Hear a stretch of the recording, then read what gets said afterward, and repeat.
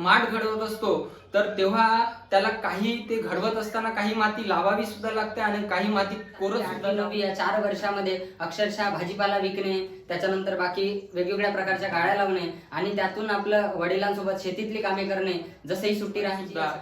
त्या दरम्यान एक 4 महिने आज आपण जो निर्णय घेतोय तो आपला चुकल तर नाही, किंवा आपण जो निर्णय घेतला त्याबद्दल आपण खंबीर असतो नसतो, परंतु त्यावेळेस आपल्याला जे व्यक्तिमत्व किंवा आपल्याला जे.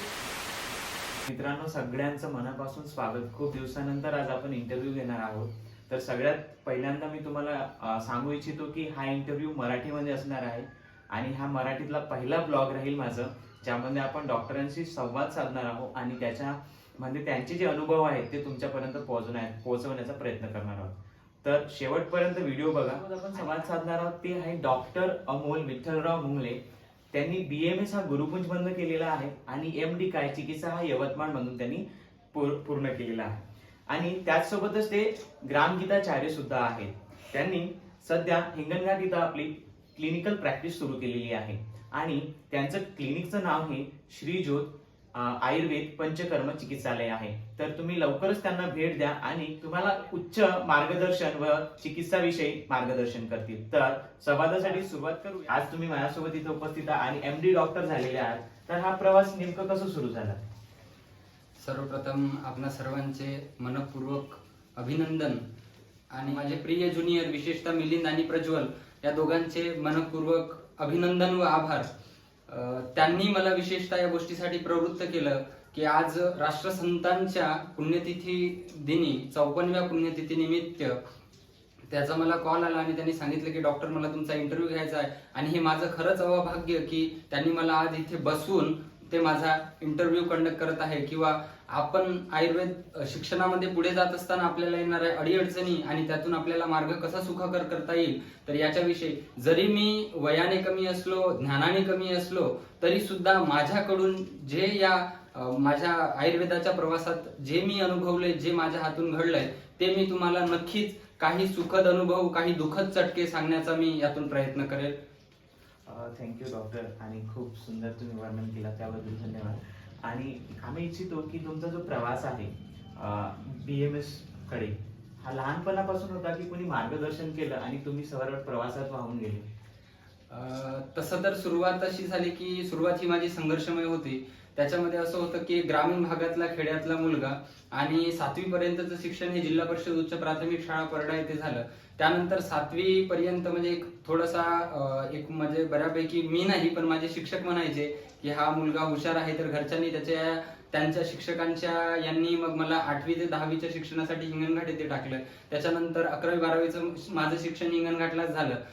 गुरुदेवाच्या कृपेने आणि परमेश्वराच्या आशीर्वादाने आणि आई वडिलांनी दिलेल्या संस्कारांनी 12वीचं शिक्षण झाल्यानंतर कुठेतरी एक मनामध्ये होतं की आपल्याला एक सेवा करायची आहे. तर मग ती सेवा समाजात आपल्याला करत असताना आपण कुठल्या पद्धतीने पुढे जायचं आहे. तर डॉक्टर हा असा एक व्यक्ती आहे की कुठलाही सोसायटीमध्ये असणारा किंवा या व्यवहारामध्ये असणारा व्यक्ती हा त्याच्याकडे आपले सुखदुःख व्यक्त करतो. मग त्याच्यातून आपण त्यांचे सुखदुःख जे आहे तर सुखाला अनुभूती देणे, सुखाची अनुभूती आपण करून घेणे आणि दुःखाला त्यांचा दुःखातून कसा मार्ग सुखकर करता येईल याचं निर्वहन करण्यासाठी ही एक फील्ड म्हणजे डॉक्टर फील्ड किंवा आपण वैद्यकीय क्षेत्र म्हणू. आणि त्याच याच्यातून मी त्या गोष्टीला सुरुवात केली. तर अशा पद्धतीने माझा प्रवास तर हा खडतर होता. त्याच्यामध्ये म्हणजे सांगण्यासारखं तर नाही, पण माणूस जर माणसामध्ये जिद्द असेल आणि संघर्ष करण्याची प्रवृत्ती असेल तर 8वी 9वी या 4 वर्षामध्ये अक्षरशः भाजीपाला विकणे, त्याच्यानंतर बाकी वेगवेगळ्या प्रकारच्या गाड्या लावणे आणि त्यातून आपलं वडिलांसोबत शेतीतली कामे करणे, जसंही सुट्टी राहायची या सगळ्या गोष्टी मी करत गेलो आणि त्यातून माझा मी आपला जीवनपट याच्यावर कोरण्याचा प्रयत्न केला. डॉक्टर, तुमचं जे लहानपणीचं जीवन होतं खरंच संघर्षमय होतं आणि मी सांगू इच्छितो की जर तुमच्यामध्ये इच्छा असेल आणि तुम्ही कुठल्याही क्षेत्रामध्ये असलं या जगात, तरी तुमच्या इच्छा किती प्रबळ आहेत ते काम करण्यासाठी हे तुमच्यावर अवलंबून असतं. तर मित्रांनो, आपण पुढच्या प्रश्नाकडे वळूया. तर तुमचं जे शिक्षण होतं त्याविषयी थोडं माहिती करून घेऊ की तुमचं 10वी 12वी आणि नीट्स कुठं झालं आणि तुम्ही कसं गुरुकुंजला आले? माझं 10वीचं शिक्षण हे 8वी ते 10वी जसं मी बोललो तर डॉक्टर BR आंबेडकर महाविद्यालय हिंगणघाट. त्यानंतर 11वी 12वीचं माझं शिक्षण हे GBMM high school and junior college Hinganghat येथे झालं. त्याच्यानंतर नीटसाठी प्रिपेअर करत असताना त्या दरम्यान काही अडीअडचणी आल्यामुळे 1 वर्ष मी ड्रॉप घेऊन नीटची तयारी केली आणि ते नीटची तयारी केल्यानंतर मग जी प्रवेश प्रक्रिया चालते त्या प्रवेश प्रक्रिया दरम्यान बाकी फॉर्म्स भरणे आणि त्या सगळ्या गोष्टी करून मग जी मला भूमी लाभली तर ती भूमी म्हणजे हे गुरुकुंज आश्रम. वंदनीय महाराज म्हणतात की लाखो जन्म करे पुन जाके तब पाये महाराज. तर या पद्धतीने आणि या वाक्यानुसार जसं मी गुरुकुंजात आलो तर तेव्हा एक वेगळीच अनुभूती झाली की नाही, या भूमीत काहीतरी मज वेडची गुरुकुंजाचे आवड तो मज कणखण इथला न सुटे प्रेम मनाचे मज वेडची गुरुकुंजाचे. हे जे महाराजांनी आपल्या भजनातून उद्बोधन केलेलं आहे तर खरं तर आज मी गुरुकुंजात ऍडमिशन 12ला घेतली आणि आज 2022 आहे, तरी सुद्धा जेव्हा प्रत्येक वेळेस मी गुरुकुंजात येतो तेव्हा मला काहीतरी वेगळी अनुभूती आणि महाराजांनी कडून मिळणारी जी प्रेरणा किंवा त्यांचे आशीर्वाद यातून आपल्याला काहीतरी जीवनात नवीन करण्याची प्रवृत्ती आणि काहीतरी नवीन शिकण्याची अनुभूती आपल्याला मिळत असते. तर मला हे BAMS जे आहे तर मी या गुरुकुंजाच्या भूमीतून केलंय तर ते मी माझं अवभाग्य समजतो का मला हे गुरुकुंज भूमी लाभली. त्यानंतर MD काय चिकित्सा पदव्युत्तर शिक्षणासाठी जेव्हा विचार केला तर तेव्हा त्याची BAMS चा फायनल इयरचा रिझल्ट लागला आणि इंटर्नशिप मध्ये आम्ही प्रवेशित झालो. त्यानंतर सायमल्टेनियसली ग्लोबल आयुर्वेद अकॅडमी नागपूरला आम्ही इथनं अपडाऊन करून संडे बॅच केला. त्यानंतर जेव्हा PSC होतं तर वर्किंग PSC घेऊन सुद्धा तिथे कसं मॅनेज करता येईल तर या सगळ्या प्रसंगाचं आणि या सगळ्या त्या वेळेचं नियोजन करून पदव्युत्तर शिक्षणाची जी पूर्व परीक्षा आहे ज्याला आपण AIPGET म्हणतो तर त्या AIPGET चा जो अभ्यासक्रम आहे तो मी पूर्ण केला आणि त्यातून नंतर DMM आयुर्वेद यवतमाळ येथे मी MD काय चिकित्सा या विषयामध्ये आपलं पदव्युत्तर शिक्षण नेमकंच मार्च 2022 मध्ये जेव्हा रिझल्ट लागला तर तेव्हा ते परिपूर्ण झालं. आणि त्या दरम्यानच मला जे लाभलेले माझे गाईड किंवा मार्गदर्शक जे आहे तर ते म्हणजे डॉक्टर सूर्यप्रकाश जयस्वाल सर. मित्रांनो, असं म्हटलं जातं की एखादी गोष्ट आपल्या मनामध्ये अनुभूती करतो किंवा त्या गोष्टीचा विचार करतो, त्याचप्रमाणे जेव्हा मी गुरुकुंजातनं गेलो आणि मला यवतमाळ भेटण्याचं कारण तर मी असं समजलं की डॉक्टर सूर्यप्रकाश जयस्वाल सर हे राष्ट्रसंतांच्या विचाराचे राष्ट्रसंतांची विचारधारा पुढे घेऊन जाण्याचं काम करत होते आणि तशा माणसाचं मला सानिध्य लाभलं आणि तसं व्यक्तिमत्व मला मार्गदर्शक म्हणून लाभलं हे पण माझं अवभाग्य. आणि त्या दरम्यानच मी सांगू इच्छितो मित्रांनो की मी इथे असताना मला महाराजांच्या ध्यान प्रार्थनेची आणि या सगळ्या गोष्टींची महाराजांच्या साहित्याची त्यांच्या साहित्य वाचण्याची आवड होती आणि त्यातून खरं तर तो मार्ग सुखकर होत गेला. तर तिथे सुद्धा गेल्यानंतर ज्या मी ग्रामगीताचार्य परीक्षेसाठी आपल्या श्री गुरुदेव सेवा मंडळाच्या अधीन असलेलं परीक्षा विभाग त्याच्या अंतर्गत ग्रामगीताचार्य परीक्षेसाठी 6 परीक्षा पास कराव्या लागतात. तर त्याच्या मी 4 परीक्षा ऑलरेडी पास केलेल्या होत्या जेव्हा मी गुरुकुंजात होतो. त्यानंतर 5वी आणि 6वी परीक्षा मी यवतमाळवरनं दिली आणि त्याच्यानंतर 6वी परीक्षे जी असते ती ग्रामगीताचार्य परीक्षा, तर त्याच्यामध्ये थेसिस आणि या त्या बाकी सगळ्या गोष्टी, तर त्याचे सुद्धा मार्गदर्शक म्हणून मला डॉक्टर सूर्यप्रकाश जयस्वाल सर यांनी मोलाचे मार्गदर्शन केले आणि त्याच्यातूनच मी 2020 ची जे कोरोना काळात परीक्षा झाली तर त्या 2020 मध्ये मी ग्रामगीताचार्य ही पदवी प्राप्त केली. अभिनंदन डॉक्टर, अभिनंदन. ग्रामगीताचार्य ही खूप मोठी पदवी आहे. महाराजांच्या विचारावर विचार करण्यासाठी आणि मानवतेचा प्रचार करण्यासाठी ही पदवी, जो आपल्याला 4 वर्षाचा अनुभव सांगितलं आणि गुरुकुंज मुजरी यांच्या जीवनात किती मोठा भाग आहे हे आपल्याला समजून येत आहे. तर डॉक्टर, मी असं विचारू इच्छितो की आजच्या काळामध्ये जो BAMS विषयी लोकांचा कल आहे किंवा 2012 तुम्ही जेव्हा BAMS ला ऍडमिशन घेतलं त्यावेळी जे लोकांचे विचार होते BAMS विषयी, त्यांच्यासोबत तुम्ही कसं डील केलं?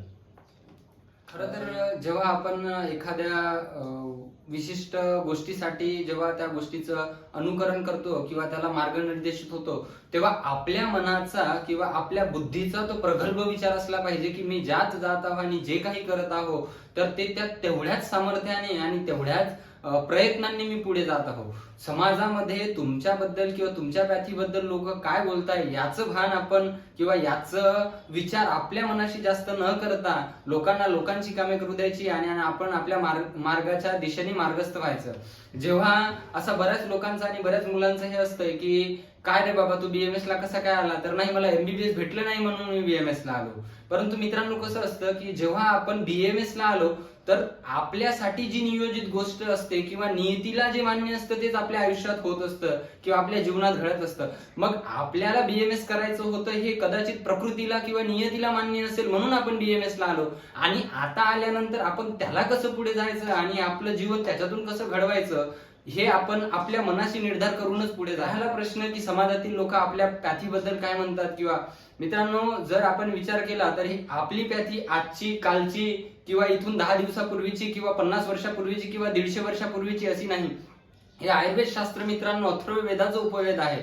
वेद म्हटल्यानंतर त्या वेदामध्ये जे आहे तर ते आपल्याला जीवन जगण्याला निर्देशित करतं, आणि त्याचं जे अथर्ववेदाचं उपयोग आयुर्वेद म्हटल्यानंतर त्याच्यामध्ये जे वाग्भटाचार्य असं म्हणतात की इदमागम सिद्धत्वात प्रत्यक्ष फलदर्शनात न मीमांस कथमचनम, म्हणजे हे जे शास्त्र आहे या शास्त्राबद्दल शंका घेण्यासारखं काहीच नाही किंवा कोणी याच्यात शंका घेऊ शकत नाही, कारण हे इदम आगम सिद्धत्वात हे सिद्ध शास्त्र आहे.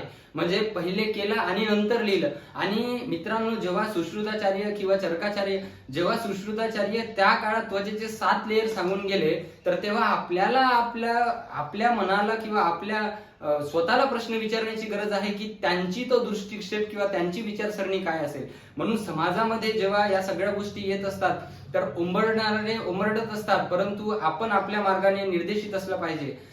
लोक बरेच म्हणतात की नाही तुमच्या पॅथीमध्ये काय याच्यात ऑपॉर्च्युनिटीज नाही, काही नाही. परंतु मित्रांनो आज आपल्या पॅथीमध्ये असेही लोक आहे की जे दिवसाला 12 लाख रुपये कमवतात. काही लोक आहे की ज्यांनी BMS ला ऍडमिशन घेतली आणि नंतर काय, परंतु जेव्हा ते करत करत पुढे गेले आणि त्यातून त्यांनी जो आपल्या आयुष्याचा मार्ग सुखकर केला आणि त्यांनी जे आपलं आयुष्य घडवलं तर हे खरंच अभिमानास्पद आणि स्तुतीस्पद आहे. त्याच्यामुळे आपण आपल्या विचारांशी, आपण आपल्या निर्णयांशी आणि आपण आपल्या कर्तव्याशी जर एकनिष्ठ असलं तर समाजातला कुठलाही व्यक्ती तुमचा पाय ओढण्याचा प्रयत्न करत असेल तरी तो त्याच्यात यशस्वी होऊ शकणार. डॉक्टर तुम्ही जे सांगितलं ते अगदी खरं आहे मित्रांनो.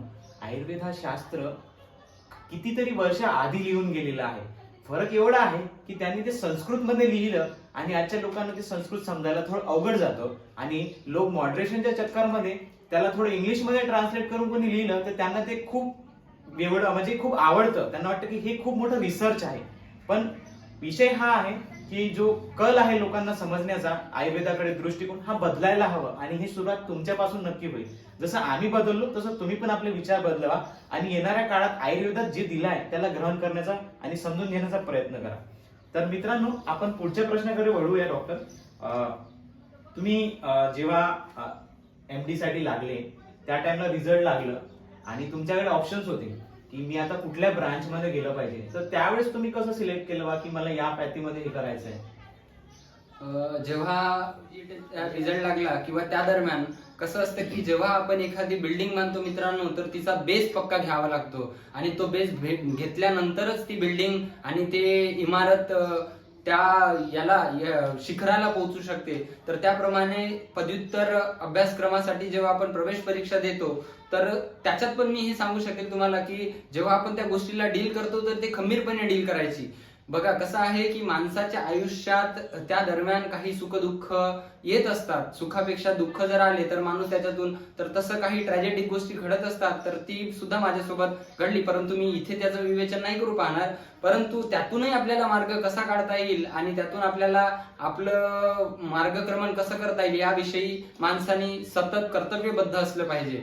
तर मिलिंदनी खूप छान प्रश्न विचारला की आपण कशा पद्धतीने विचार करायला पाहिजे. मित्रांनो जेव्हा आपल्याला साधी बिल्डिंग बांधायची असते तेव्हा आपण एक आर्किटेक्चर कडून डिझाईन प्लॅन करून घेतो. का प्लॅन करून घेतो? कारण आपल्याला हे कळायचं असतं की आपलं किचन कुठे असणार, त्याच्यानंतर हॉल कुठे असणार.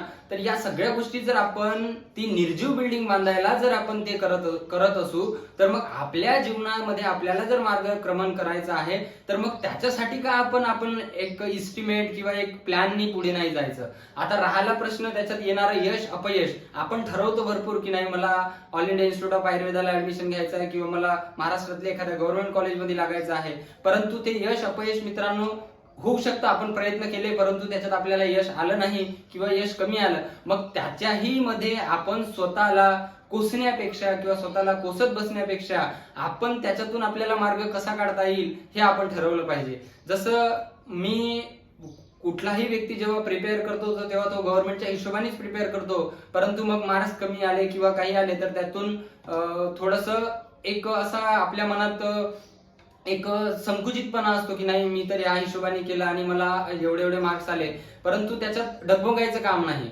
कसं आहे, नियतीला जे मान्य असतं ते तुमच्या सोबत होत असतात. तर तशाच पद्धतीने जेव्हा समजा माझा रिझल्ट लागला आणि त्याच्यानंतर एक ठरलं की आपल्याला अशा अशा पद्धतीने पुढे जायचं, तर माझं फिक्स होतं की मला क्लिनिकल शीट घेऊन पुढे जायचं होतं. म्हणून मग ते एडेडची का असे ना, तर मी त्या हिशोबाने ती सीट चूज केली आणि DMA आयुर्वेद कॉलेज यवतमाळ येथे काय चिकित्सा विषयामध्ये पदव्युत्तर अभ्यासक्रमासाठी प्रवेशित झालो. सांगायचं एवढंच की तुम्ही तुमचे गोल्स आणि तुमचे जे काही एम्स आहे किंवा तुमचे जे काही तुम्हाला कुठल्या मार्गाने मार्गक्रमण करायचं हे जर निश्चित असेल तर त्याच्यामध्ये कुठल्याही प्रकारचा अडथळे जात नाही. रस्त्यामध्ये किती अडथळा आला आणि किती वाटा बदलल्या, पण जिथं पोहोचायचं आहे आपल्याला ते ठरलेलं असलं पाहिजे, तर आपण Exactly. नक्की तिथं पोहोचलो. Yes, yes. नक्की डॉक्टर, धन्यवाद. खूप छान मार्गदर्शन केलं तुम्ही. यानंतर मी असं विचारू इच्छितो की तुमचं जे प्रवास आहे ते खूप संघर्षमय राहिला आहे आणि याच्यामध्ये तुम्हाला मार्गदर्शक खूप मिळालेले असतील. बरोबर. त्यामध्ये मला असं म्हणायचं की जे शिक्षक लोक आहेत त्यांनी तुम्हाला असं कुठल्या तरी बेस्ट ऍडवाइस दिल्या असतील, त्याबद्दल तुम्ही काय म्हणू इच्छिता? महाराज असं म्हणतात की गुरुजींनी ऐसे द्यावे धडे आदर्श आपला ठेवणी पुढे विद्यार्थी तयार होता चहूकडे राष्ट्र होई तेजस्वी. जेव्हा आपण मित्रांनो एखादी रोपटं लावतो तर ते रोपटं जेव्हा छोटं असतं त्याला थोडंसंच पाणी लागतं. हळूहळू जेव्हा वाढत जातं तेव्हा त्याचा जो आकार असतो तो मोठा होत जातो आणि त्याचा आळ सुद्धा मोठं होत जातं. त्याचप्रमाणे जेव्हा आपण आपल्या जीवनात मार्गक्रमण करत असतो तर तेव्हा आपल्याला आज आपण जो निर्णय घेतोय तो आपला चुकल तर नाही, किंवा आपण जो निर्णय घेतला त्याबद्दल आपण खंबीर असतो नसतो, परंतु त्यावेळेस आपल्याला जे व्यक्तिमत्व किंवा आपल्या म्हणा किंवा आपल्या परिवारात असलेले एखादी व्यक्तिमत्व म्हणा किंवा आपल्या मित्रांपैकी म्हणा असे सगळे लोक आपल्याला मिळत जातात. तर कसं जेव्हा आपण आपल्या जीवनात किंवा मी माझ्याबद्दल सांगू शकेल की आयुष्यात माणसाच्या प्रत्येक व्यक्तीच्या आयुष्यात टर्निंग पॉइंट येत असतात. जसं मी 7वी पर्यंत शिक्षण घेत असताना जे माझे शिक्षक होते घोडे सर म्हणून, त्यांनी माझ्या घरी येऊन सांगितले की बाबा पोरगा थोडा हुशार आहे तर तुम्ही एक काम करा, याला 8वी 9वी जेव्हा जरी परिस्थिती अनुकूल नव्हती तरी सुद्धा त्यांनी सांगितले की बाबा तुम्ही याला 8वी साठी शहराच्या ठिकाणी शिकायला टाका. त्यांनी काय की तो माझ्या आयुष्यातला, त्यांनी मला मार्गदर्शन केल्यामुळे तो माझ्या आयुष्यातला टर्निंग पॉइंट ठरला. त्यानंतर जेव्हा मी 10वी झाली 11वी 12वी झालं तर आपल्या आयुष्यात मित्रांच्या सुद्धा रूपाने आपले एक शिक्षक म्हणा किंवा एक मार्गदर्शक ठरतात. तर तसे माझ्या आयुष्यामध्ये जेव्हा मी 8वी पासून 12वी पर्यंतचं शिक्षण घेत होतो तर माझा मित्र, विशेषतः मी त्याचं नाव घेईल, डॉक्टर भूषण आखाडे, त्याच्यानंतर डॉक्टर शुभम भलमे, या लोकांनी मला त्या गोष्टीसाठी प्रेरित केलं. जसं भूषण हा आता सर्जन आहे, MS त्यांनी उस्मानाबाद कॉलेजवरनं केलं, तर तो नेहमी म्हणायचा की बाबा आपल्याला त्या गोष्टीने त्या याने पुढे जायचं आहे. तर ते मार्गदर्शन किंवा मग बाकी इतरत्र सर्व मंडळी. त्यानंतर गुरुकुंजात आल्यानंतर गुरुकुंजात असणारा या श्री गुरुदेव आयुर्वेद महाविद्यालयातला प्रत्येक शिक्षक आणि आपल्या महाविद्यालयातला प्रत्येक शिक्षक त्याच्या ज्ञानाची प्रत्येकाने आपापली वेगळी उंची गाठलेली आहे. मित्रांनो, आपण ते समजून घ्यायला पाहिजे, कारण प्रत्येक व्यक्ती इथे ज्ञानाचा सागर घेऊन बसलेला आहे आणि प्रत्येक व्यक्तीचं ज्ञान हे सखोल आहे. आता प्रत्यक्ष सर्वांचंच त्यामध्ये म्हणजे मोठं योगदान आहे. कारण जेव्हा माठ असतो तर तेव्हा त्याला काही ते घडवत असताना काही माती लावावी सुद्धा लागते आणि काही माती कोरत सुद्धा. त्याच पद्धतीने आहे आपल्यामध्ये असलेल्या ज्या सकारात्मक गोष्टी आहे तर त्या सकारात्मक गोष्टी पाहून आपले शिक्षक किंवा आपले मार्गदर्शक आपल्याला त्या गोष्टीचं अनुभूती करून देत असतात. आणि ज्या नकारात्मक गोष्टी आहे, नकारात्मक म्हणण्यापेक्षा आपल्यामध्ये जे दुर्गुण आहे त्या दुर्गुणांचं निराकरण आपण कशा पद्धतीने करू शकतो, तर तशा पद्धतीने आपल्याला ते शिक्षक मार्गदर्शन करत असतात. तर या श्री गुरुदेव आयुर्वेद महाविद्यालय गुरुकुंज आश्रम मधला प्रत्येक शिक्षक, त्या प्रत्येक शिक्षकांनी आम्हाला मार्गदर्शन स्वरूपी त्यांनी मार्गदर्शन केले आणि त्यांच्या शब्दांच्या वाटचालीनेच आम्ही पुढे जाऊ शकलो. त्यानंतर पदव्युत्तर अभ्यासक्रमासाठी मी विशेषतः जो उल्लेख केला तर त्याच्यामध्ये डॉक्टर सूर्यप्रकाश जयस्वाल सर यांनी पदव्युत्तर अभ्यासक्रम असो किंवा मग रामगीताचार्य आणि त्यातल्या त्यात बाकी आपण जीवनाचं शिक्षण कशा पद्धतीने घ्यायचं हे सुद्धा सरांनी विशेषतः त्याच्यामध्ये सरांसोबत मला वेगवेगळ्या ठिकाणी जाण्याचा योग आला आणि वेगवेगळ्या ठिकाणी मोठ्या मोठ्या संस्थांमध्ये सरांसोबत जाण्या, तर त्यातून सुद्धा मी बऱ्याच गोष्टी शिकलो आणि सरांनी मला वेळोवेळी मार्गदर्शन केलं. तर आपल्या जीवनात येणारा प्रत्येक व्यक्ती, तो आई असो, वडील असो, मित्र असो, त्याच्यानंतर मैत्रीण असो, शिक्षक असो, कुठलाही व्यक्ती हा आपला उत्तम मार्गदर्शक ठरू शकतो. फक्त त्यांनी काय म्हटलं ते आपण समजून घेणे आणि त्याचं अनुकरण करणे. आता तुम्ही जो प्रॅक्टिस जसं तुम्ही एमडी ला करत होते आणि तुम्हाला काही एक्सपिरियन्स आले असतील, ते थोडं शॉर्ट मध्ये सांगू शकता तुम्हाला? म्हणजे लोकांना ते असलं पाहिजे की नाही, हे पण एमडी मध्ये असतं एक्सपिरियन्स आपल्याला, किंवा बीएमएस मध्ये हे पण आहे बा, याविषयी आपण थोडं सांगू इच्छिता? पदव्युत्तर शिक्षण घेत असताना वेगवेगळे अनुभव, म्हणजे आता एडेड कॉलेजला आहे, त्याच्यात आपण आपल्याला एडेड कॉलेजला मित्रांनो स्टायफंड नसतात. मग स्टायफंड नसतात ही आपली पॉझिटिव्ह बाजू असतं. पॉझिटिव्ह बाजू यासाठी असतं कारण मग आपण आपला उदरनिर्वाह करायसाठी किंवा आपला काही खर्च भागवायसाठी आणि काही आपल्याकडे थोडीशी रक्कम जमा राहावं आपल्या पुढच्या याच्यासाठी, तर त्यातून आपण जॉब करतो वेगवेगळे. त्याच्यानंतर आपण वेगवेगळे, जसं आता कल्पांचं निर्माण आहे, त्यानंतर कुठे जाऊन आपल्या त्या शहरामध्ये छोटंसं कोणाला तरी अटॅच होऊन आपण आपली त्या दरम्यान ओपीडी सेट करणे आहे, प्रॅक्टिस सेट करणे आहे. तर वेगवेगळ्या जे मोठे मोठे हॉस्पिटल्स असतात त्याच्यामध्ये मी 3 वर्षामध्ये वेगवेगळ्या हॉस्पिटल्समध्ये जॉब केला. त्याच्यामध्ये पेडियाट्रिक असो, मेडिसिन असो, मल्टी स्पेशालिटी बाकी. आणि त्या दरम्यान जो जगाला चटका लावून गेला तो म्हणजे कोविड. तर त्या कोविडमध्ये सुद्धा आमचं हे भाग्य की आम्ही त्या लोकांची सेवा करू शकलो.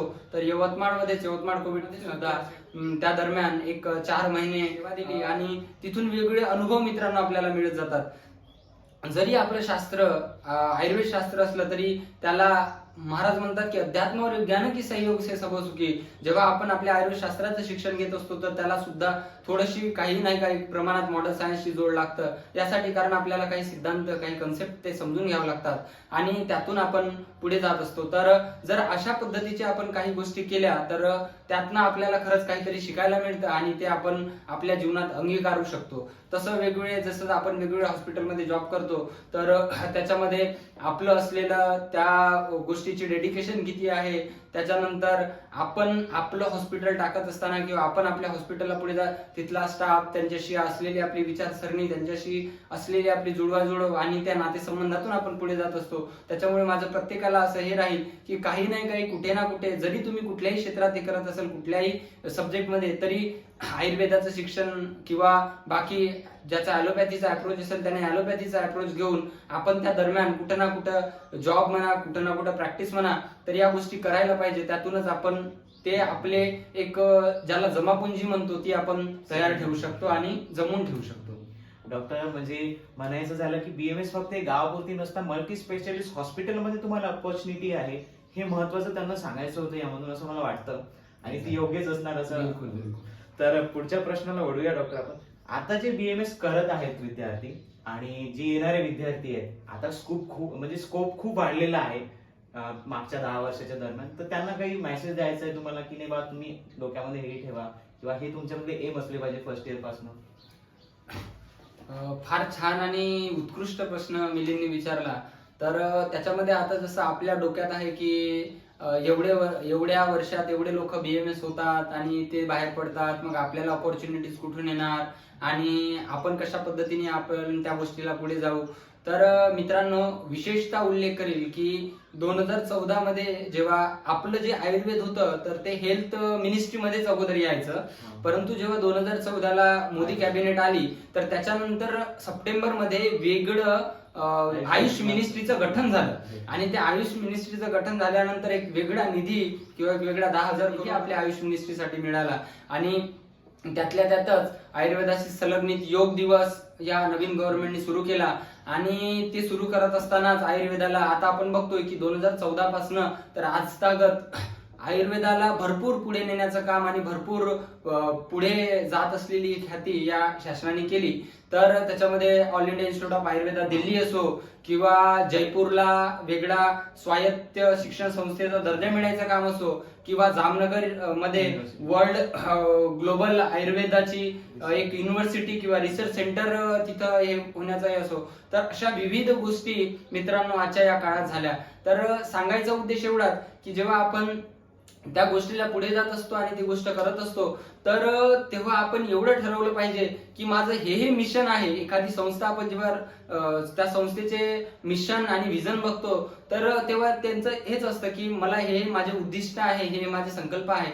तर त्या पद्धतीने आपण मित्रांनो करण्यासारखं भरपूर काही आहे आयुर्वेदामध्ये. जसं तुम्ही प्रॅक्टिस करू शकता, तुम्ही अकॅडमिक मध्ये जाऊ शकता, तुम्ही क्लिनिकल याच्यामध्ये जाऊ शकता, तुम्ही CCRS मध्ये जाऊ शकता, तुम्ही पंचकर्माचं मोठं मल्टी स्पेशालिटी हॉस्पिटल उभारू शकता, तुम्ही कल्पनिर्माणामध्ये जाऊ शकता, तुम्ही रसशास्त्राशी रिलेटेड वेगवेगळी फील्ड घेऊन तुम्ही आपली स्वतःची कंपनी टाकू शकता, तुम्ही द्रव्यगुणाशी रिलेटेड घेऊन तुम्ही द्रव्यगुणाची च्या प्लांटची शेती करू शकता, तुम्ही सर्जरीशी रिलेटेड किंवा जे पंचकर्माचे मोठे मोठे इक्विपमेंट्स आहे त्याचा एखादी कारखाना टाकू शकता. अशा विविध आणि वेगवेगळ्या या अपॉर्च्युनिटीज आपल्याला आयुर्वेद शास्त्रात आहे. त्याच्यामुळे आयुर्वेद शास्त्राला आलं आणि आपल्याला काही स्कोप नाही असं म्हणून किंवा असं हे करून मित्रांनो बिलकुल चालणार नाही. आणि आपण किंचितही खचून न जाता खंबीरपणे त्या गोष्टीसाठी उभं राहून आपण त्यातून मार्गक्रमण करायला पाहिजे अशी माझी इच्छा आहे. नक्कीच डॉक्टर, अपॉर्च्युनिटीज हे आपल्यामध्ये पण असलं पाहिजे की संधीला कसं ओळखायचं हे आपल्यामध्ये संधी जोडता आली पाहिजे. देव तुम्हाला किंवा परिस्थिती तुमच्याकडे खूप साऱ्या अपॉर्च्युनिटी तुम्हाला देतील, पण तुम्हाला ती संधी कशी पकडायची आहे ते तुम्हाला समजलं पाहिजे. आणि त्यासाठी तुम्हाला तो नॉलेज असणं खूप महत्वाचं आहे त्या फील्डमध्ये, ज्या फील्डमध्ये तुम्ही कार्यप्रणाली करत आहात. तर डॉक्टरांचा जो प्रवास आहे, एक ग्रामीण भागातून एक शहरी भागाकडे जाऊन स्वतःचं आयुष्य स्वतः निर्माण करणारे, आपल्या निर्णयाची जबाबदारी स्वतः घेणारे, स्वतःला मोटिवेट करणारे आणि जे इतर शिक्षक लोकांचं मार्गदर्शन मिळालं त्यांच्या मार्गदर्शनावर पाऊल ठेवून आज इथं पोहोचले आहेत. आणि मी तुम्हाला सांगू इच्छितो की 54व्या तुकडोजी महाराज पुण्यतिथी निमित्त त्यांना आमंत्रित करण्यात आलं. हे आमच्यासाठी खूप मोलाची गोष्ट आहे आणि त्यांच्यासाठी एक खूप मोठी अचिव्हमेंट आहे. कारण की गावागावातून इथे येणारे खूप जवळपास 5 ते 7 लाख लोक त्यांना त्यांच्या समोर आपण सादर करत आहोत. त्यांचे जे व्याख्यान आहे ते तुम्ही युट्यूबवर बघू शकता आणि मी खाली लिंक पण देणार ज्यावर तुम्ही त्यांचे व्याख्यान ऐकू शकता. त्यामध्ये लोकांसोबत संवाद साधणं आणि ग्रामगीताचार्य काय असतं हे स्वतःविषयी सांगणं आणि महाराजांचे विचार लोकांपर्यंत पोहोचवणं, हे आज त्यांनी एक उच्च डॉक्टर बनून सुद्धा त्यांनी तो नातं गावाशी जोडून ठेवलं. हे खूप मोठी महत्वाची गोष्ट आहे. म्हणजे जो ग्राउंड टू अर्थ म्हणतो माणूस, तो एकदम हंबलनेस जो यांच्यामध्ये आहे त्याबद्दल म्हणजे हे प्रत्येकामध्ये असलं पाहिजे. तुम्ही भले डॉक्टर होता किंवा तुमचं शिक्षण कुठले असलं, पण लोकांविषयी तुमच्या मनात किती आदर आहे आणि जे गावातील लोक आहेत त्यांच्याविषयी तुम्ही मनामध्ये काय भावना ठेवता हे खूप महत्वाचं म्हणजे खूप महत्वाचा प्रश्न आहे तुमच्यासाठी तरी, की महाराजांचे विचार तुमच्या नखापासून तर केसापर्यंत आहेत असं म्हणण्यात काही हरकत नाही. आणि तुम्ही ग्रामगीताचार्य पण आहात, तर असं म्हणायचं आहे की महाराजांचे विचार तुमच्या जीवन प्रणाली आणि या शिक्षणामध्ये कसं काय इन्स्पिरेशन ठरले आणि तुम्ही कसं याकडे वळत गेले बा? खरं तर एक म्हणजे अविरत आणि 1-2 मिनिटांमध्ये सामावण्यासारखं खरंच नाही मिळेल. एक्झॅक्टली. कारण जर आपण विचार केला तर महाराजांचं एवढं अफाट साहित्य आणि मग ते ग्रामगीता असो की लहर की बरखा असो, भजनावली असो, भजन संग्रह असो, तर महाराजांना जी राष्ट्रसंत पदवी आहे तर ही एकमेव जगाच्या पाठीवर असे संत आहे की जे राष्ट्रसंत आहे. तर राष्ट्रसंत कहा तर फक्त की गुरुदेव ऐसी हो दया जग का अंधेरा दूर हो, सद्धर्म सूरज की प्रभा से दम्भ सारे चूर हो, अध्यात्म और विज्ञान की सहयोगों से सब हो सुखी, सहयोग समता की प्रभा से सृष्टी करे हम स्वर्ग की. जेव्हा अध्यात्म आणि विज्ञानाची गोष्ट येतं तर तेव्हा खरंच राष्ट्रसंतांचा साहित्याचा आपल्याला विचार करावा लागतो. आणि जेव्हा आपण राष्ट्रसंतांच्या साहित्याचा विचार करतो तर तेव्हा आपल्यामध्ये ते कसं रुजवायचं हे खरं तर आपल्याला समजलं पाहिजे. वंदनीय महाराज म्हणतात की ना औषधी मिळती कुणा तैसेची कंठती जीवना, या दीन लोकांची दया घेरावरंत सज्जना. असं म्हटल्यानंतर आपल्याला वाटते की आपण वैद्यकीय क्षेत्रात काम करतो आणि महाराजांनी असं का उद्भवलं, महाराजांना तेव्हा आयुर्वेदच हॉस्पिटल काढायची काय गरज होती. तर आपली भारतीय चिकित्सा प्रणाली तेव्हा इंदिराजींशी, जवाहरलाल नेहरूंशी महाराजांचे प्रत्यक्ष संबंध होते, तर महाराजांनी ठरवलं असतं तर इथे MBBS कॉलेज येऊ शकलं असतं किंवा अन्य कुठलं. परंतु महाराजांनी आपल्या भारतीय चिकित्सा प्रणालीचा विचार करून आणि भारतीय चिकित्सा प्रणाली आपल्या लोकांना कशा पद्धतीने अंगीकारता येईल आणि त्यातल्या त्यात आयुर्वेदाचं हॉस्पिटल या गुरुकुंज सारख्या ठिकाणी आपण जर उभारलं तर त्यातून या ग्रामीण जनतेला होणारा कसा फायदा होईल हा दृष्टिकोन महाराजांचा तेव्हा होता. आणि त्यातूनच महाराजांनी आपल्या आयुर्वेद महाविद्यालयाची स्थापना केली. आता तर तेव्हा वडिलांनी मुलगा नाही शिकवला, तोही पापाचा भागीदार झाला, जन्म देणे कर्तव्य त्याला, तैसे शिक्षण अगत्याचे. मग तुम्ही ग्रामगीतेच्या पहिल्या अध्यायापासून 41व्या अध्यायापर्यंत कुठल्याही अध्यायाचं जर विवेचन केलं तर त्याच्यामध्ये तुम्हाला असा कुठलाही विषय नाही जगाच्या पाठीवरचा की जो महाराजांनी या ग्रामगीतेमध्ये लिहिला नाही किंवा त्यांच्या साहित्यामध्ये लिहिला नाही. मग ते शेतकरी असो, तसं महाराजांनी जे लिहिली आहे ती शेतकऱ्यालाच केलेली आहे की सर्व ग्रामाची सुखी करावी, अन्न वत्स पात्रात द्यावे, परी सुद्धा दुःखची भोगावे, भूषण तुझे ग्रामनाथा, कष्ट करूनी महाल बांधशी, परी झोपडीही नाही नेटकीशी, स्वातंत्र्याकरिता उडी घेशी, मजा भोगती इतरची. याप्रमाणे महाराजांनी जसं शेतकऱ्याला आपली ग्रामगीता अर्पण केलेली आहे, त्यांनी जर विचार केलेला असता तर ते कोणाला तरी एखाद्या मोठ्या नेत्याला म्हणा, स्वतःच्या आई वडिलांना म्हणा, स्वतःच्या गुरुला म्हणा, पण ते न करता त्यांनी शेतकऱ्याला अर्पण केली. मग आपल्याला इथं कळतो की जगाचा पोशिंदा जो शेतकरी आहे त्याला जर महाराज आपली ग्रामगीता अर्पण करत असेल तर महाराजांचा जो दृष्टिक्षेप होता किंवा महाराजांची जी विचारसरणी होती ती कुठं होती. मग आपण जेव्हा या सगळ्या गोष्टींचा विचार करतो तेव्हा आपल्याला खरं तर अनुभूती येतात. आणि माझ्या आयुष्यामध्ये जेव्हा मी गुरुकुंजात आलो, मित्रांनो खरं सांगायचं म्हणजे बसलेला आणि मिलिंद मला माझा इंटरव्ह्यू घेत आहे किंवा प्रश्न, परंतु आज महाराजांच्या 54व्या या पुण्यतिथीनिमित्त मी तुम्हाला सांगू इच्छित की मी गुरुकुंजात येण्यापूर्वी फक्त मला महाराजांचं नाव माहिती होतं की राष्ट्रसंत तुकडोजी महाराज आहे म्हणजे होते आणि त्यांची समाधी आणि या त्या गोष्टी, त्यांचं सगळं साहित्य हे गुरुकुंज आश्रम येथे आहे. परंतु जेव्हा मी इथे आलो तेव्हा मला एक वेगळ्या प्रकारची अनुभूती झाली. आणि आपण जेव्हा म्हणजे ध्यान आणि प्रार्थनेच्या माध्यमातून पुढे जात असतो तेव्हा असं कुठलंही ध्यान किंवा अशी कुठलीही प्रार्थना नाही की ज्याच्यात जगाच्या उत्थानाची किंवा जगाला प्रेरणा मिळावी याची प्रार्थना किंवा याची मागणी केलेली आहे.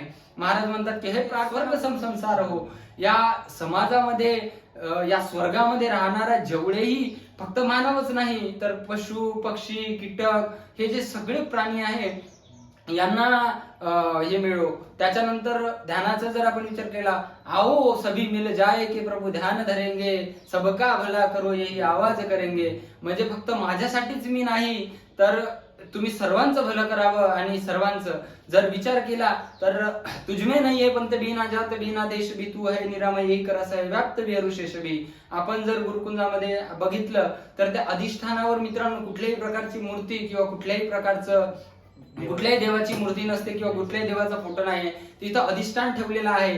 त्याचं एकच महात्म्य किंवा एकच हे आहे की तुम्ही ज्याला मानता किंवा तुम्ही ज्यांच्या आपल्या जीवनात अंगीकार केलेला आहे अशा व्यक्तीचं किंवा अशा थोर महात्म्याचं, अशा परमपित्याचं किंवा आपल्या आई वडिलांना तिथे तुम्ही ठेवू शकता. आणि त्यातून तर महाराजांनी जे साहित्य लिहिलं आहे ते सांगण्या इतका मी मोठा तर नाही, परंतु माझ्या बुद्धिमत्तेने आणि माझ्या बुद्धिमत्तेच्या प्रगल्भतेने मी जेवढा विचार करू शकतो किंवा माझ्या बुद्धिमत्तेला जेवढं अंगीकारलं तर त्यातून मी एवढं सांगू शकेल की मित्रांनो, महाराज म्हणतात की ग्रामगीता नव्हे पारायणाशी, वाचता वाट दावी मनाशी, समुड बदलवी जीवनाशी, मनी घेता अर्थ तिचा.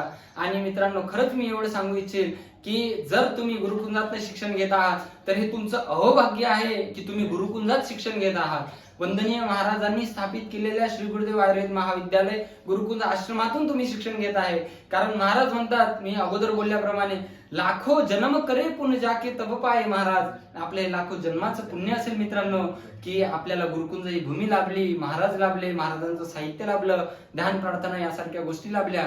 तर एवढंच म्हणेल की तुम्ही तुमच्या जीवनामध्ये किंवा तुम्ही तुमच्या जीवनामध्ये मार्गदर्शन करत असताना नक्कीच ग्रामगीतेचा आधार घ्या. त्याच्यामध्ये मी तर एवढं सांगेल की थोर वक्ते, थोर व्यक्तिमत्व या ग्रामगीतेवर अभ्यासक बसलेले आहे. मी अगोदरच सांगितलं की माझ्या ज्या बुद्धीला प्रगल्भतेने मी जेवढं सांग, तर याच्यामध्ये तुम्ही जर एकदा ग्रामगीतेचं अवलोकन केलं किंवा तुम्ही एकदा जरी ग्रामगीता वाचली तरी तुम्हाला खरंच त्या ग्रामगीतेची जी स्पष्टोक्ती आहे किंवा ग्रामगीतेमध्ये महाराजांनी काय त्याचं वेगळं महात्म्य सांगितलेलं आहे ते कळत. आणि त्याच्यातून आपण जसं मी सांगितलं की आपल्या रक्ताच्या कणांवर सुद्धा त्यांचा अधिकार आहे, तर त्याप्रमाणे ती आपल्याला अनुभूती होईल आणि त्या अनुभूतीतून आपण कशा पद्धतीने मार्गक्रमण करू.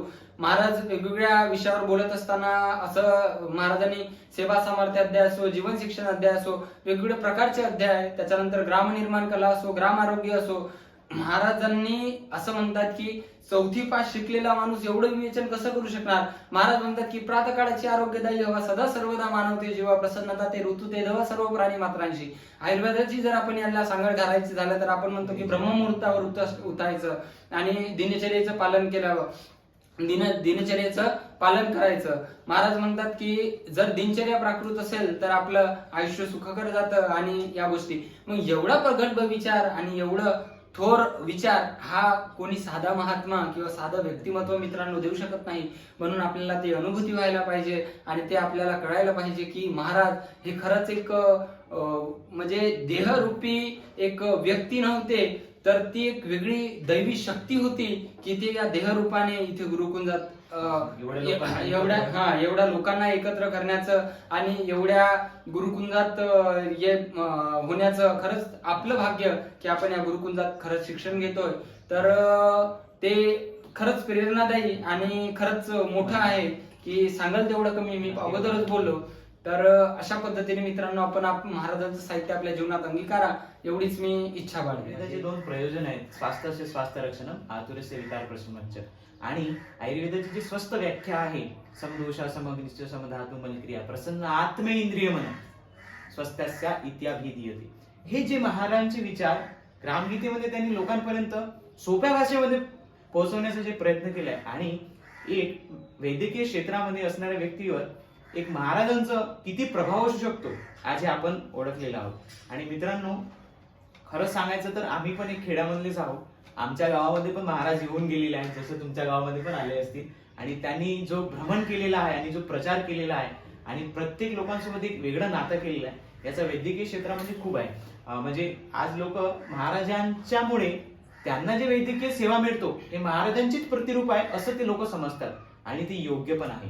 तर मित्रांनो आजचा हा इंटरव्ह्यू मी इथं समाप्त करतो. आणि यामध्ये आम्ही जो स्पिरिच्युअलिटी आहे, सायन्स आहे आणि BMS विषयीची जागृती आहे आणि विद्यार्थ्यांना जो असते की नाही बा आपण लोकांसोबत कसं जुळायला हवं आणि आपल्यामध्ये कसे विचार असायला हवे आणि त्याच प्रकारे जे डॉक्टरांनी मला वेळेत वेळ काढून जे आज इंटरव्ह्यू दिलं त्याबद्दल खूप खूप धन्यवाद.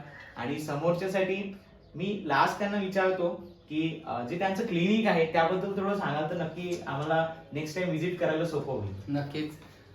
तर शिक्षण झाल्यानंतर मार्च एप्रिल मध्ये रिझल्ट लागला आणि त्याच्यानंतर काही दिवस पुण्याला, काही दिवस आव्हाड सरांकडे, त्याच्यानंतर जोशी सरांकडे धुळ्याला, हा असा एक 7-8 महिन्याचा काळ गेला. आणि त्याच्यानंतर मग मी आता आल्यानंतर माझ्या क्लिनिकचं नेमकं काम सुरू केलंय. तर एक नोव्हेंबरच्या 15 ते 20 तारखेपर्यंत त्याचं ओपनिंग होऊन जाईल. तर क्लिनिक श्री ज्योत आयुर्वेद पंचकर्म चिकित्सालय अशा पद्धतीने त्याचं एक नामनिर्देशित मी केलेलं आहे.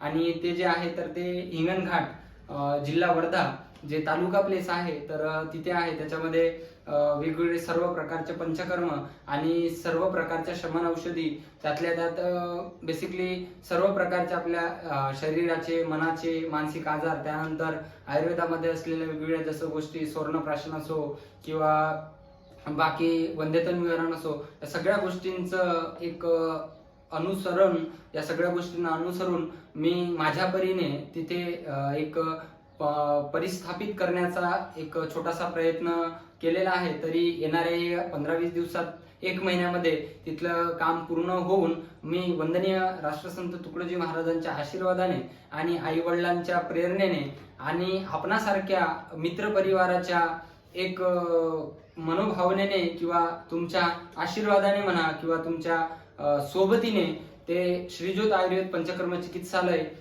अवघ्या काही दिवसातच त्याच्यातून लोकांना कशी सेवा देता येईल आणि महाराजांनी जो एक प्रणाली लावून दिली की जसं मी सांगितले की ना औषधी मिळती कुणा तैसेची कंठती जीवना, या दीन लोकांची दया घे राव रंग सज्जना.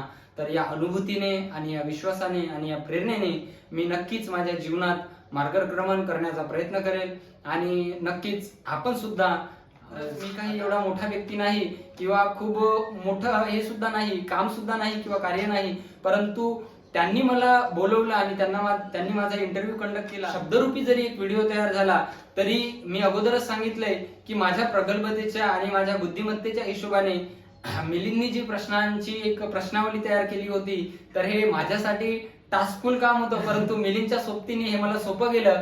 तर एवढं सांगू इच्छेल की आपण याच्यामध्ये जरी आपल्या काही सूचना असतील, ज्या मी याच्यामध्ये काही किंवा आपले काही मार्गदर्शन असतील, तर आपण नक्की या व्हिडिओच्या माध्यमातून किंवा कमेंटच्या माध्यमातून सुचवावे. आणि हे जे चॅनल आहे, तर हे आयुर्वेद पोरांच्या आणि आपल्या आयुर्वेद वैद्यांच्या खरं तर वाटचालीकरिता खूप एक मार्गक्रमणाकरिता एक मार्गनिर्देशित ठरू शकेल आणि उत्तम असा प्लॅटफॉर्म मिलिंदने उपलब्ध करून दिला. तर या चॅनलला आणि याला आपण नक्कीच सबस्क्राईब करावे. तर उद्देश हाच की जेवढं जास्त सबस्क्राईब करेल तेवढं आपल्या लोकांपर्यंत ते पोहोचतील आणि आपल्या लोकांना तो फायदा होईल. उद्देश हा नाही की आपण कुठेतरी ऍडव्हर्टाइजमेंट करून राहिलो, परंतु एखादी गोष्ट जर आपल्या लोकांनी केली तर मग आपण ती पुढे नेण्याचा का प्रयत्न करू नये किंवा आपण तिला पुढे का नेऊ नये. तर तयार करण्याचा प्रयत्न केला किंवा आमच्या बुद्धिमत्तेच्या हिशोबाने जोही तयार केला, तर आपण हा गोड करून घ्यावा. आणि नक्कीच आम्ही असं म्हणणार नाही की आम्हाला लाईकच करा, परंतु काही आपल्या सूचना असतील त्या सुद्धा आम्हाला कळवाव्या. तर यातून आम्हाला जेव्हा मिलिंद पुढे एखाद्या माझ्यापेक्षा मोठ्या व्यक्तीचा व्हिडिओ तयार करतील, तेव्हा त्याला आणखी त्याच्यातून एक मार्गदर्शन म्हणा किंवा एक वेगळ्या पद्धतीचं वाटचाल करता येईल. तर मित्रांनो, खूप खूप आपले धन्यवाद की आपण मला ही सेवेची संधी दिली आणि माझे विचार करण्यासाठी मला प्लॅटफॉर्म तयार करून दिला.